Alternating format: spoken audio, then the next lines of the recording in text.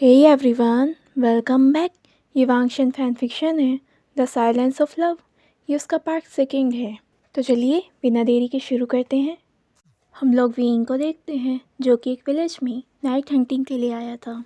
यहाँ पर खबरें आ रही थी कि जंगल के पास विलेज का जो रास्ता जाता है वहाँ पर लोग गायब हो रहे हैं और किसी को भी नहीं पता कि आखिर वहाँ पर हो क्या रहा है और इसके पीछे रीज़न क्या है। इसलिए वीइंग यहाँ पर खुद आया था। वीइंग जंगल में अंदर की तरफ जाने लगता है। जैसे जैसे वो जाता है उसे रास्ते में कुछ निशान दिखने लगते हैं। वीइंग उनका पीछा करने लगता है और उनकी पहचान करने लगता है। तभी वहाँ पर एक पेड़ की जड़ आकर वीइंग के पैर को पकड़ने ही वाली होती है। वीइंग अपनी तलवार निकालता है और उसे कट कर देता है। ऐसा ही दूसरी तरफ से भी होता है। वीइंग उन जड़ों से लड़ने लगता है। जैसे ही वीइंग उन्हें ख़त्म करता है उसके बाद वहाँ पर पपिट्स आ जाते हैं। वीइंग उन सभी को एक बार में ही ख़त्म कर देता है और वहाँ पर आराम से खड़ा हो जाता है।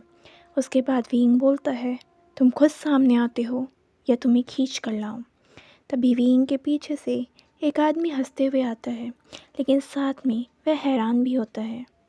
वाओ, मानना पड़ेगा, तुमने इन सभी को हरा दिया और ये भी पहचान लिया कि मैं यहाँ हूँ। हो कौन तुम? वीइंग ने मास्क पहन रखा था। उस पर्सन को वीइंग का फेस नहीं दिख रहा था। वीइंग एक ईवल स्माइल करता है। तुम्हें जानने की ज़रूरत नहीं है। वह पर्सन बोलता है, इतना मत बनो, मैं तुम्हें एक पल में ख़त्म कर सकता हूँ। वीइंग बोलता है, तो करके देख लो, लेकिन पहले ये बताओ कि आखिर तुम इन लोगों की सोल को क्यों कंज्यूम कर रहे हो। वह पर्सन बोलता है, डेफिनेटली अपने बीस्ट को और ज़्यादा स्ट्रॉन्ग करने के लिए, और अब तुम्हारी बारी है। वीइंग बोलता है, ट्राई कर लो अगर कर सकते हो। वीइंग वहीं पर खड़ा होता है। उस पर्सन को गुस्सा आता है और वह वीइंग के ऊपर हमला करने की कोशिश करता है। वीइंग अपने आप को बड़ी ही आसानी से डिफेंड कर लेता है। उसके बाद वह पर्सन अपनी बीस्ट फॉर्म में आ जाता है। उसका बीस्ट एक भेड़िया था और डेफिनेटली वह पर्सन भी ताकतवर तो था, क्योंकि उसने काफ़ी ज़्यादा सोल को कंज्यूम कर लिया था, जिससे उसकी पावर काफ़ी ज़्यादा इंक्रीज़ हो गई थी। वह वीइंग पर हमला करता है। वीइंग उससे फाइट करता है। उसके बाद वीइंग अपने बीस्ट फॉर्म में आता है। वीइंग का बीस्ट फॉर्म एक सुनहरा कस्तूरी मृग होता है। यह देखते ही तो उस पर्सन की आंखें खुली की खुली रह जाती हैं। वह पर्सन बोलता है, तुम तो एक रेयर बीस्ट हो। अगर मैं तुम्हारी सोल को कंज्यूम कर लूँगा तो पता ही नहीं कि आखिर मैं कितना ज़्यादा ताकतवर बन जाऊँगा।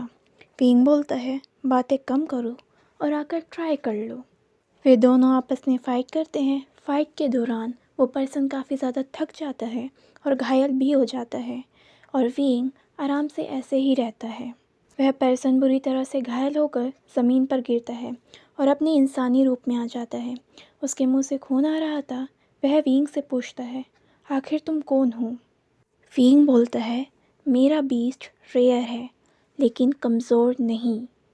जितना खूबसूरत है ना वो, उतना खूंखार भी है और ख़तरनाक भी।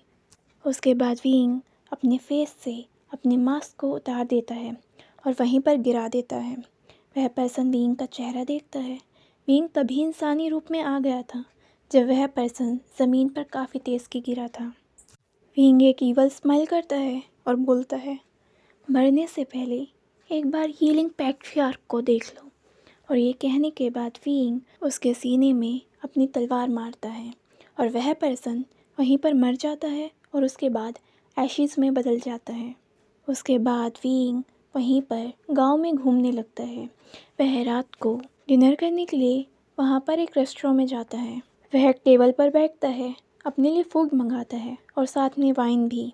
वीइंग जब वहाँ पर अपने फूड को खा रहा होता है तभी उसके पास एक पर्सन आकर बैठता है। हे ब्यूटीफुल, तुम्हारा नाम क्या है? तुम तब से आए हो, मैं तुम्हें तब से देख रहा हूँ। क्या तुम्हें कोई कंपनी चाहिए? चाहे तो मैं दे सकता हूँ। वीइंग उस पर्सन की तरफ देखता है। उसकी आंखें डार्क हो जाती हैं और साथ में वीइंग अपनी वॉइस को भी डार्क कर लेता है। वीइंग बोलता है, लीव।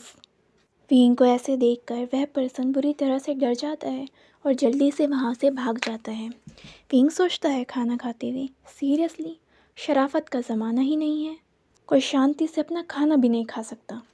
इधर हम लोग वांगची को देखते हैं जो कि अपने आप को शांत करने के लिए ध्यान लगा रहा होता है। रही बात अगर कोई वांगची के बीस्ट की बात करे तो जब से विंग की डेथ हुई है तब से वांगची उसके बाद कभी भी अपने बीस्ट फॉर्म में चेंज नहीं हुआ है। लेकिन आज भी उसका गुस्सा वैसे ही है, लेकिन अब वह अपने गुस्से को कंट्रोल करता है। ध्यान लगाने के बाद वांगची सोने के लिए उठता है। सोने से पहले वांगची विंग की तस्वीर देख रहा होता है। उसके बाद वांगची की नज़रें एक स्क्रॉल पर जाती हैं। उसे वांगची ने आज तक कभी भी खोल कर नहीं देखा था। वांगची सोचता है इसमें उस पर्सन की इन्फॉर्मेशन है जिसे मैं न जाने कब से ढूंढ रहा था और मैं इसे ही प्यार समझ रहा था, लेकिन मुझे पता ही नहीं चला कि मुझे कब विंग से प्यार हो गया और मैं उस प्यार को कभी भी एक्सेप्ट नहीं कर रहा था। काश ये वक्त कभी बदला जा सकता। जिनके पास उनके स्पिरिचुअल बीस्ट होते हैं, वह बीस्ट जब उनकी उम्र धीरे धीरे बढ़ती है तो साथ में धीरे धीरे उनका बीस्ट में भी ट्रांसफॉर्मेशन होता है। लेकिन कभी वो बीस्ट में रहते हैं तो कभी लेकिन वह हमेशा अपनी मर्ज़ी से बीस्ट फॉर्म में नहीं रह सकते थे जब तक कि वो एक सर्टेन एज पर नहीं हो जाते। उन्हें अपने बीस्ट पर कंट्रोल करना आना होगा और ये एक सर्टेन एज पर ही पॉसिबल था। लेकिन विंग 10 साल का था जब उसने ये सारी चीज़ें हासिल कर ली। उसकी मदर ये देखकर हैरान थी कि आखिर 10 साल का बच्चा अपने आप को पूरी तरह से अपने बीस्ट में कैसे ट्रांसफॉर्म कर सकता है और उसे कंट्रोल भी कर सकता है, और साथ में जब मर्ज़ी हो वो अपने आप को ह्यूमन में ट्रांसफॉर्म कर सकता है। विंग वैसे तो एक बॉय था, लेकिन वह बहुत ज़्यादा खूबसूरत था तो उसकी तरफ लड़के भी अट्रैक्ट हो सकते थे, और साथ में विंग के आने वाली फ्रेगरेंस वो और ज़्यादा दीवाना बनाती थी। जब उसकी मदर ने ये चीज़ नोटिस करी तो उसकी मदर ने विंग से कहा कि वह अपने आप को सीक्रेट करे कि उसका बीस्ट क्या है और साथ ही में कि उसके शरीर से आने वाली फ्रेगरेंस, क्योंकि ये उसके लिए काफ़ी ज़्यादा खतरा लाएगी। सुनहरे कस्तूरी मृग काफ़ी ज़्यादा रेयर होते हैं और पुराने टाइम से ही उनका काफ़ी ज़्यादा शिकार होता है उनकी पावर हासिल करने के लिए और उनकी खूबसूरती के लिए। इनकी कोई स्पेसिफिक क्लैन नहीं है, तो विंग की मदर विंग को घर पर ही सुरक्षित रखने का ट्राई करती थी। विंग की मदर वांगची की मदर की फ्रेंड थी। विंग की मदर एक विच थी जो कि एक हीलर थी। विंग एक हाफ विच था, लेकिन वो अच्छे से स्पेल नहीं कर सकता था। हालांकि वो ट्राई कर सकता था और स्पेल कर सकता था, लेकिन वो इतनी पावरफुल नहीं होती थी जितनी कि एक प्योर ब्लडेड विच की होती थी, जैसे कि उसकी मदर। विंग से ही स्पेल करने में हमेशा गलती हो जाती थी, जैसे कि उसकी मदर उसे एक बार सिखा रही थी कि आखिर पानी को बर्फ़ में कैसे बदला जाए, लेकिन विंग ने स्पेल गलत कर दी और पानी उबल गया। विंग स्पेल करने में जितना बेकार था उतना ही ताकतवर धीरे धीरे उसका बीस्ट हो रहा था। उसके फादर उसे घर पर ही ट्रेनिंग देते थे। विंग की मदर विंग को हमेशा ही सेफ रखना चाहती थी और चाहती थी कि वो हमेशा ही खुश रहे और प्यार का एहसास करे। अब विंग 13 साल का हो चुका था और उसके पेरेंट्स मर चुके थे, लेकिन उसे जियांग फैमियान अपने साथ ले आए थे। विंग ने अपने बीस्ट में पूरी तरह से ट्रांसफॉर्म होने वाली बात को छुपा रखा था, क्योंकि उसकी मदर ने बताया था कि उसके लिए कहीं ना कहीं खतरे का कारण हो सकता है। और वैसे भी ये बात सभी को अजीब लगती कि आखिर वक्त से पहले वह ऐसा कैसे कर सकता है।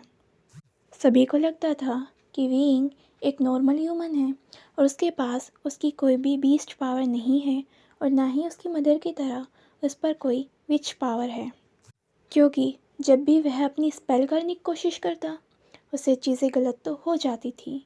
लेकिन साथ में ऐसा नहीं था कि विंग से कुछ भी सही नहीं होता हो, वो कुछ ना कुछ कर लेता था, लेकिन इस चीज़ को वो छुपाने का ट्राई करता था। विंग अपने रूम में होता है उस वक्त और वह काफ़ी ज़्यादा बोर हो रहा था। वह सोचता है क्यों ना कहीं बाहर जाकर ही घूम कर आए, लेकिन उसे बाहर जाना अलाउ नहीं था। उसे सज़ा मिली थी उसकी शैतानियों को लेकर, जिसकी वजह से उसे कमरे में बंद किया गया था। विंग अपनी स्पेल करता है, फिर से गलत कर देता है, क्योंकि वह किसी मार्केट एरिया पहुंचने की जगह बल्कि जंगल में पहुंच जाता है। विंग सोचता है, ओ नो, हो गई गड़बड़। आखिर मुझे कब आएगी ठीक से स्पेल करनी। विंग सोचता है अब क्या करूँ, फिर से स्पेल करूँ। विंग सोचता है नहीं नहीं, ये चीज़ें अभी गलत हो सकती हैं। पहले मुझे थोड़ा पहले मुझे अपने माइंड को रिलैक्स कर लेना चाहिए, शांति से कुछ सोचना चाहिए, फिर करना चाहिए। पता चला मैंने फिर से स्पेल करी और अब की बार मैं किसी नदी में पहुंच गया। विंग जंगल से बाहर निकलने का रास्ता ढूंढने लगता है। तभी उसे वहाँ पर किसी की आवाज़ आती है, जैसे कि कोई पर्सन दर्द में हो। विंग उसकी तरफ जाता है, उस आवाज़ की तरफ। जैसे ही वह वहाँ पर जाता है, उसे वहाँ पर एक पर्सन दिखाई देता है। विंग उस पर्सन के पास जाता है। वो देखता है उस पर्सन ने अपनी आंखें बंद कर रखी थी।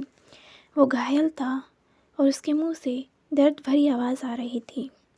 विंग बोलता है शांत हो जाओ, मैं हूँ यहाँ पर, मैं तुम्हें ठीक कर दूँगा। विंग सोचता है अब इसे कैसे करूँ सही में, और वो अपनी कुछ स्पेल को उस पर ट्राई करता है। वह पर्सन और कोई नहीं बल्कि लान वांगजी था। विंग जैसे ही अपनी स्पेल को करता है और वांगजी को टच करता है, वांगजी और ज़्यादा दर्द में चिल्लाता है, क्योंकि अब वांगजी को और ज़्यादा दर्द हो रहा था। विंग सोचता है ओ नो, फिर से एक और बार गड़बड़। वांगजी अपनी आंखें खोलने का पूरा ट्राई कर रहा था, लेकिन नहीं खुल रही थी। वांगजी सोचता है बस मैं किसी तरह खुद को कंट्रोल कर सकूं, मुझे बेहोश नहीं होना है। लेकिन उसे विंग के अंदर से उसकी फ्रेग्रेंस आ रही थी। वो उसे काफ़ी ज़्यादा काम लग रही थी। धीरे धीरे वांगजी विंग की फ्रेग्रेंस को स्मेल करता है और ख़ुद को शांत करता है। उसके बाद वांगजी पूरी तरह से ही बेहोश हो जाता है। विंग सोचता है ओह नो, अब ये सब क्या हो रहा है मेरे साथ। वह वांगजी के फेस को देखता है। तुमसे इतने साल बाद मिलना हुआ, और वो भी ऐसे। क्या हुआ, किसने क्या करा तुम्हारे साथ। विंग वांगजी को अपनी बैक पर कैरी करता है और उसे किसी तरह विलेज की तरफ ले जाता है। वह वहाँ पर डॉक्टर के बारे में पूछता है। कुछ लोगों से उसे जानकारी मिल भी जाती है। वह वांगजी को किसी तरह वहीं तक ले जाता है। डॉक्टर विंग को अंदर आने की परमिशन देते हैं और साथ में विंग की हेल्प भी करते हैं। विंग वांगजी को देखकर सोचता है तुम बहुत ज़्यादा भारी हो, मैं एक बच्चा ही तो हूँ। डॉक्टर विंग से पूछते हैं कि आखिर ये कौन है। विंग बोलता है पता नहीं। डॉक्टर बोलता है क्या। विंग बोलता है मुझे क्या पता, मुझे ये बेहोश मिला और मैं उसे उठा कर ले आया, और कुछ इलाज करो इसका।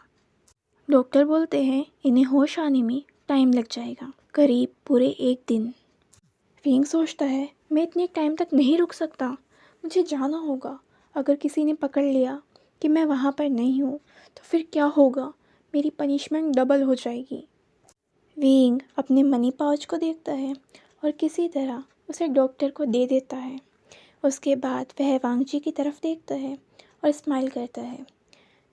विंग डॉक्टर से बोलता है प्लीज़ आप इनका इलाज कर दीजिए, मुझे जाना होगा, मुझे बहुत ज़रूरी काम है, प्लीज़ बाय। और ये कहकर विंग जल्दी से वहाँ से अपने घर की तरफ निकल जाता है। जब वांगजी की आंखें खुलती हैं तो डॉक्टर उसके पास आते हैं। डॉक्टर वांगजी से पूछते हैं कि अब तुम ठीक हो। वांगजी हाँ में सर हिलाता है और पूछता है वह यहाँ पर कैसे आया है। डॉक्टर उसे बताते हैं कि उसे एक लड़का लेकर आया था। तभी वांगजी को याद आता है कि वह जंगल में अपने बीस्ट को ट्रेन करने के लिए गया था, क्योंकि अभी वह पूरी तरह से बीस्ट में ट्रांसफॉर्म नहीं हो सकता। वह अभी सिर्फ 15 साल का है और एक सर्टेन एज पर आने के बाद ही उसका बीस्ट पूरी तरह से उसके कंट्रोल में होगा। लेकिन सबसे बड़ी बात है वांगजी का गुस्सा। जब उसे गुस्सा आता है और अगर वो उस वक्त अपनी बीस्ट फॉर्म में हो तो उसे भी नहीं पता कि वो सामने वाले का क्या हाल करता है। इसीलिए वांगजी जंगल में आया था थोड़ी ट्रेनिंग करने और थोड़ा खुद को शांत करने। लेकिन उसने यहाँ पर देखा था कि कुछ लोग एक पर्सन को ज़बरदस्ती ले जा रहे हैं, जबकि वो पर्सन मना कर रहा था। वांगजी उन लोगों से लड़ता है और उस पर्सन की हेल्प करता है। वांगजी उस पर्सन को ऑर्डर देता है कि वह वहाँ से भाग जाए। वांगजी उनसे लड़ता है और उनसे लड़ने के चक्कर में बुरी तरह से घायल हो जाता है, क्योंकि इन पर्सन ने पॉइज़न का इस्तेमाल करा था। वांगजी उन्हें हरा देता है। वह पर्सन वांग जी से डरकर भाग जाते हैं और वांग जी वहीं पर घायल रहता है। और तभी उस वक्त विंग वहाँ पर आ गया था, लेकिन वांग जी ने अपनी आंखें बंद कर रखी थी, या ये कहीं वो खुल ही नहीं रही थी। उसे याद कर कर वांग जी स्माइल करता है, क्योंकि उसे उस पर्सन की फ्रेगरेंस काफ़ी ज़्यादा अच्छी लग रही थी, और साथ में ये भी कि उस मिस्टीरियस पर्सन ने कैसे वांग जी की हेल्प करी है। वांग जी ने उस पर्सन को देखा तो नहीं था, लेकिन वो पर्सन वांग जी को काफ़ी ज़्यादा अच्छा लगने लगा था। वांग जी ने सोचा था कि वह उस पर्सन को ढूंढ लेगा और उसका शुक्रिया करेगा कि उसने वांग जी की हेल्प करी। तभी से ही वांग जी उस पर्सन को ढूंढ रहा था, और वांग जी के सामने जो स्क्रॉल था वो उसी पर्सन की इन्फॉर्मेशन रखता था। जैसे जैसे वक्त बीत रहा था वैसे वैसे वांग जी को लग रहा था कि वह उस मिस्टीरियस पर्सन के प्यार में पड़ रहा है। जब उस दिन विंग वांग जी को बचाकर घर पहुंचा था, उसने स्पेल करी थी और फिर से गड़बड़ कर दी थी, क्योंकि वह अपने रूम की जगह जियांग चैंग के रूम में पहुंच गया था और सीधा जियांग चैंग के ऊपर। जियांग चैंग विंग पर चिल्लाता है, तुम कोई भी चीज़ ध्यान से देख कर नहीं कर सकते, और तुम कहाँ थे? विंग बोलता है, मैं रूम में था। जियांग चैंग बोलता है, झूठ मत बोलो, क्योंकि मैंने बड़ी मुश्किल से यहाँ पर चीज़ें संभाली हैं। अब सच सच बताओ, तुम कहाँ थे? और जियांग चैंग बोलता है, और तुम्हारे अंदर से ये फ्रेगरेंस कैसी? विंग इस चीज़ को नोटिस करता है और किसी तरह बात पलटता है, ये ज़रूर मेरी नहीं है, ये कहीं अभी तुमने कहा ना मैं घर पर नहीं था, तो डेफिनेटली मैं बाहर गया था। तो बाहर वहाँ पे परफ्यूम्स चेकिंग हो रही थी, तो मैंने ट्राई कर लिया। जियांग चैंग को यकीन तो नहीं होता, लेकिन फिर भी वह विंग से कुछ नहीं कहता। विंग जल्दी से अपने रूम में आकर अपने ऊपर स्पेल करता है, जिससे कि उसकी फ्रेगरेंस छुपाई जा सके। जब वांग जी ने विंग को स्मेल करा था उस टाइम पे उस स्पेल का असर ख़त्म हो चुका था, इसलिए वांग जी विंग की फ्रेगरेंस को महसूस कर सकता था। तो फ्रेंड्स, आज के लिए बस इतना ही। यहाँ पे अगर आप कंफ्यूज हो गए हो तो सिंपल यही है कि जब वांग जी 15 साल का था और विंग 13 साल का था, तो वो दोनों मिले थे, लेकिन वांग जी को नहीं पता कि वह विंग था, क्योंकि उसने उसका फेस नहीं देखा था। उसे बस इतना पता है कि एक मिस्टीरियस पर्सन था। अगर आपको ये पार्ट पसंद आया है तो प्लीज़ वीडियो को लाइक कर दीजिए, और चैनल नहीं किया सब्सक्राइब तो प्लीज़ कर दीजिए। Thank you.